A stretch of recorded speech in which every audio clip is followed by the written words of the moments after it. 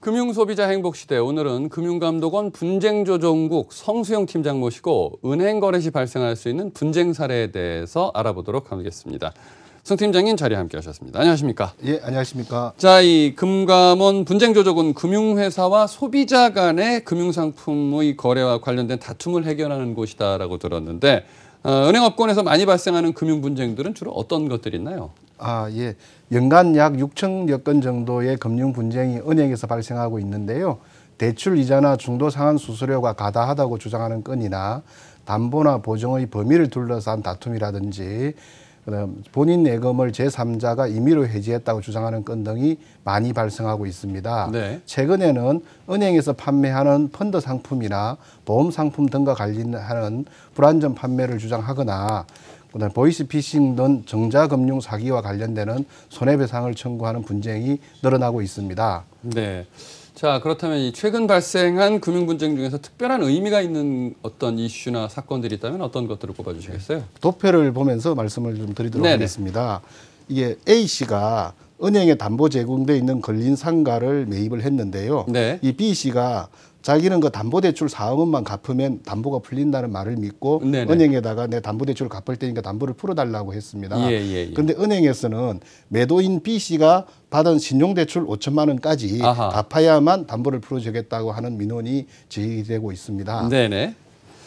은행에 담보 제공된 부동산을 매수한 매수인이 이 매도인의 옛날 대출과 관련해서 문제가 생겨서 재산상의 손해를 입는 민원이 작년 기준으로 23건 발생을 했고요. 올해에도 지속적으로 발생하고 있습니다. 자, 얘기를 들어보니까 뭐 그 부동산을 산 사람 입장에서는 좀 답답한 일이 아닐 수가 없는데, 자, 이런 이 금융 분쟁이 발생하는 원인은 뭔가요? 네, 첫 번째로는요. 담보대출에 대한 소비자와 은행 간의 인식의 괴리가 가장 크고요. 네. 두 번째는 담보 제공된 부동산을 매수하는 매수인이 매도인의 말만 믿고 은행에서 제대로 확인을 하지 않아서 그렇습니다. 소비자들은 통상 담보대출이라고 하면은요, 담보를 제공한 시점에 받은 대출만을 내가 담보를 제공했다라고 생각을 하고 있는 반면에요. 신용대출은 담보와 상관이 없다라고 생각하는 경향이 많습니다. 네. 그런데요, 은행에서는 담보대출은 담보물의 가치에 기초한 대출이고요. 신용대출은 채무자의 신용 상태에 기초한 대출이라는 실무상의 용어일 뿐 담보 범위를 결정하는 내용이 아니라고 생각하고 있습니다. 네. 통상적으로 은행에서 대출을 받을 때요. 근저당권 설정 계약서라는 걸 쓰게 되는데요. 그 계약서에 예를 들어서 한정건담보 일반자금 대출이라고 만약에 담보 범위를 정하게 되면은요. 일반자금 대출로 받은 담보대출이든 신용대출이든 모두 담보 책임이 있게 되겠습니다. 자, 그렇다면 이번 사례를 통해서 우리 소비자들이 좀 꼭 알아둬야 할 점과 구제를 받기 위해서는 어떠한 것을 해야 되는지도 좀 설명을 부탁드리겠어요. 먼저 은행에서 담보를 제공하고 대출을 받을 때에는요. 본인이 어떤 대출만 담보를 제공하는지를 명확하게 기재할 필요가 있습니다.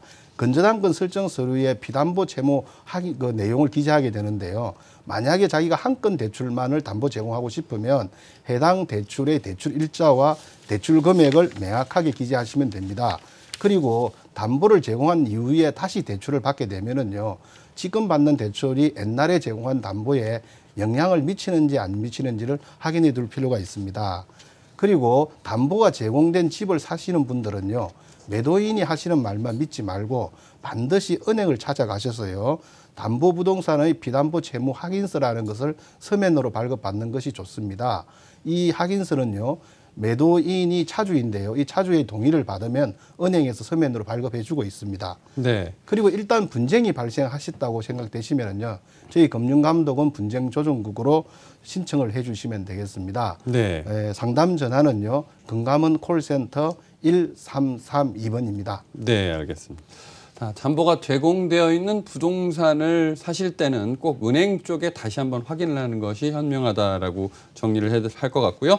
자, 뭐 계속 나오는 전화죠. 이 금융 관련 분쟁이 발생했을 때는 상담 전화 국번 없이 1332 금융감독원 분쟁조정국으로 조정 신청을 할 수 있고, 이 상담 전화 국번 없이 1332번으로 전화를 하시면 여러 가지에 대해서 아주 소상하게 상담을 받을 수 있다는 점 다시 한번 말씀드리겠습니다.